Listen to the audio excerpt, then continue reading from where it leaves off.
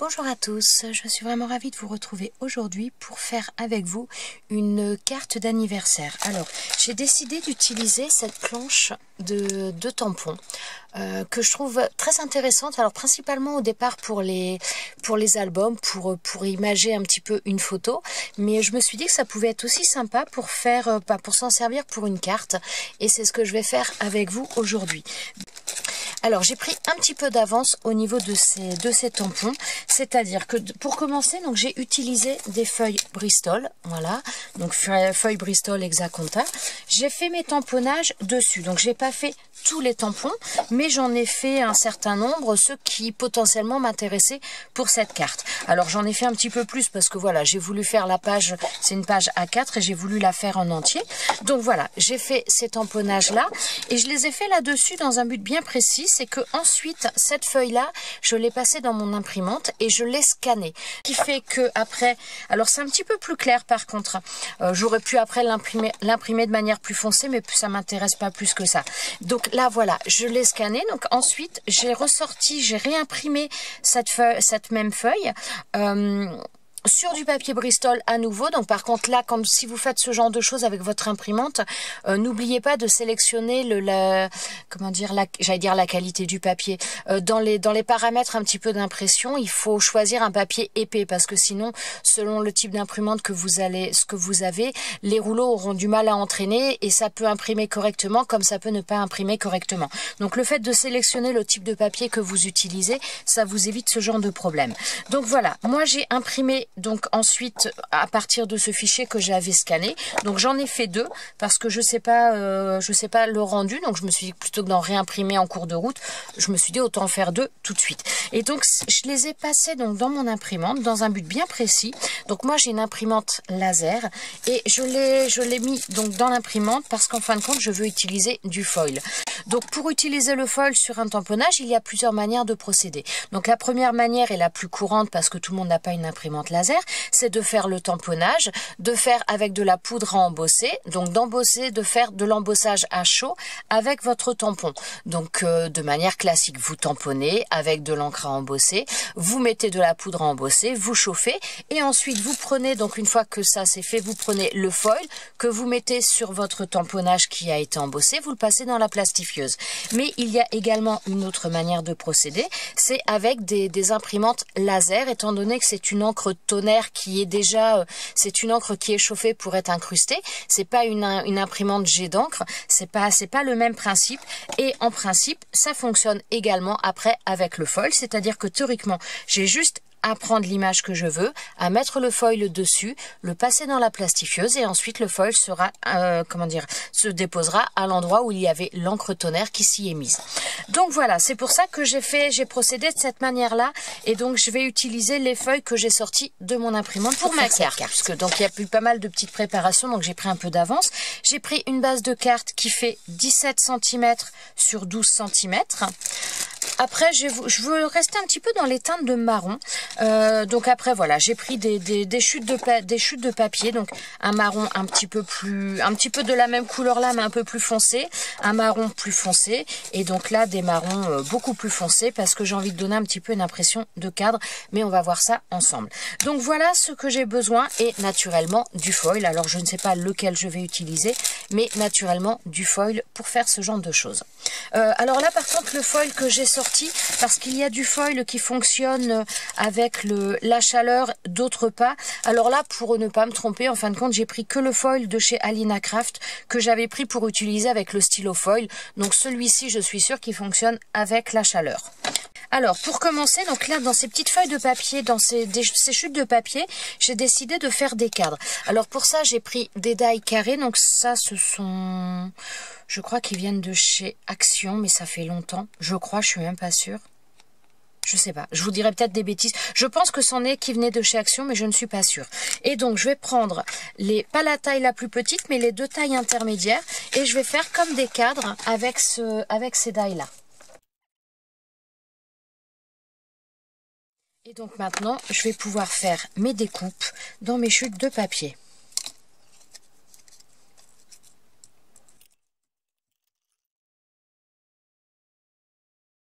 Alors là, je ne vais pas enlever celui-ci, le masking tape que j'ai mis, puisque ça va me servir pour les autres cadres.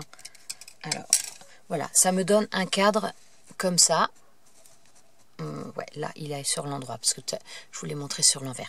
Donc, je vais utiliser ce cadre-là, et je vais en faire plusieurs. Donc, naturellement, hop, cette partie-là, ben, on ne la jette pas, ça peut servir pour autre chose. Donc, j'ai fait 4 cadres. Voilà, comme ça. J'ai ensuite pris un tout petit peu d'avance également en découpant mes papiers. Donc la base de carte, je vous l'ai présenté tout à l'heure.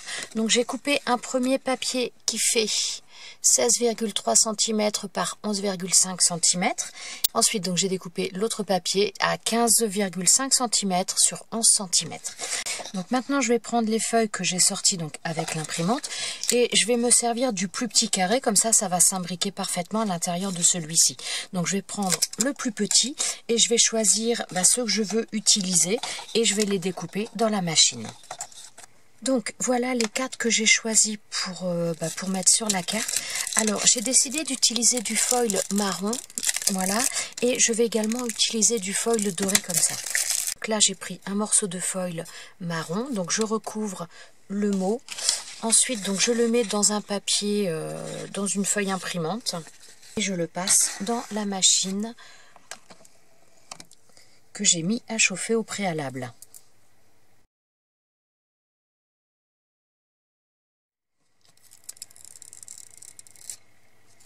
Ah ben ça n'a pas marché du tout. Ça m'a tout mis. Ah, c'est bizarre ça d'ailleurs.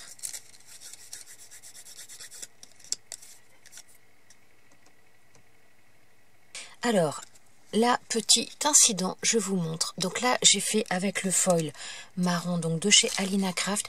Et au niveau de la plastifieuse, ça ne passe pas. C'est pas que ça ne passe pas, mais tout est, comment dire, le foil se répand sur toute la surface. Donc avec il fonctionne très bien avec le stylo foil, mais avec la machine à foil, avec dans la style de la Mink, pour faire notamment avec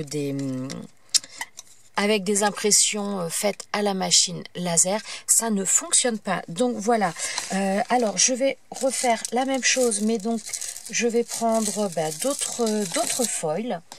Là j'ai du foil, donc celui-ci ça doit être un foil de chez Action, et donc on va refaire la même chose. Donc je vais prendre mon étiquette, je la place dans un papier imprimante et je repasse ça dans la machine et on va voir ce que ça nous donne. Donc tous les foils ne fonctionnent pas de la même manière. Alors celui-ci, c'est vrai que je l'ai pris chez Alina Craft, je l'ai pris pour être utilisé à chaud avec le stylo foil. Mais visiblement, en tout cas avec la machine laser plus le foil dans la plastifieuse ou dans la Mink, ça ne fonctionne pas. Alors on va voir. Hop. Et voilà, là ça fonctionne nickel. Ouais, je pense que vous le voyez. Donc c'est vrai que tous les foils ne sont vraiment pas identiques. Donc là on a vraiment le côté bien doré. C'est super sympa. Alors je voulais utiliser du marron, mais je ne vais pas utiliser de marron. Je ne vais utiliser que du doré, puisque je voulais faire une alternance marron et doré. Mais bon là ça va pas être possible. Alors là, je vais utiliser, même si mon foil est un petit peu, un peu passé à certains endroits, il y a déjà des endroits où il n'y a plus de foil. Au besoin, je le passerai 2 fois dans la machine. Donc, par contre, il va falloir que je refasse une petite étiquette. Je vais vous montrer. Donc là, on a bien le côté doré à nouveau, ça a bien fonctionné. Par contre, on a un trait, donc je pense que c'est un trait qui était au niveau de mon foil. Donc je vais le repasser une deuxième fois, voir si ça change quelque chose. Ça c'est un défaut dans mon foil. Là c'est beaucoup mieux. Donc là, ouais, je pense que là vous le voyez bien. Voilà. Donc je vais continuer de la même manière. Donc je vais faire mes 4 étiquettes. J'ai fait mes 4 images. J'espère que vous allez voir le foil. Ouais. Je pense que vous le voyez bien, parce que voilà, j'ai la lumière, il est un peu tard, donc voilà, on a celui-ci, on a celui-ci, je ne vais pas vous éblouir non plus, hein. Et on a, oui c'est dans le bon sens, on a celui-ci. Voilà, donc là par contre je trouve que la couleur est un petit peu, enfin c'est blanc alors que ma carte est dans les marrons, dans les ocres, tout ça. Donc je vais vieillir un petit peu, enfin vieillir, donner une, ouais un petit peu un aspect un petit peu plus mat au niveau du papier blanc. Donc je vais utiliser une Distress Ink. Je vais utiliser, oh là, hop, celle-ci. Donc je prends les doigts mousse.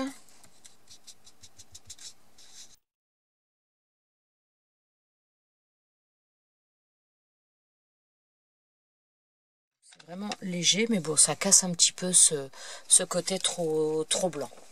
Donc maintenant il va falloir que je fasse le montage. Alors pour commencer je vais prendre, donc là j'ai ma base de cartes, mon papier marron, et donc là c'est la carte sur laquelle je veux poser les choses. Donc je vais commencer par faire celle-ci. Donc déjà je vais prendre du masking tape, voilà, de manière à le fixer correctement sur ma plaque de verre. Je me sers des traits pour être vraiment bien droit. Et ensuite, donc, je vais coller mes cadres.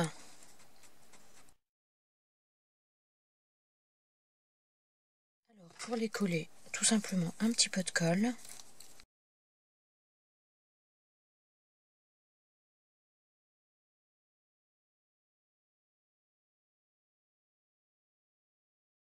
Et donc, il me reste un cadre, et ce cadre-là, j'ai envie de le mettre en bas.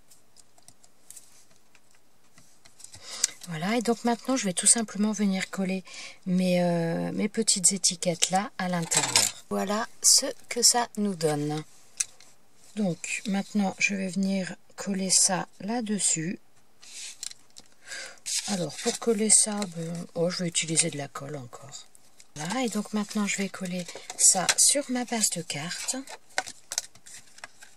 Donc voilà ce que ça donne. Donc, je trouvais ça plutôt sympa, ça fait un petit peu forme un peu BD.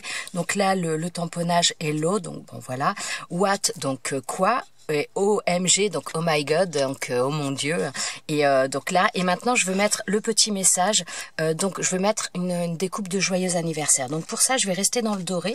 Je vais prendre donc un papier comme ça, un papier un peu cardstock doré. Donc là j'ai déjà du double face, je vais rajouter une bande de double face.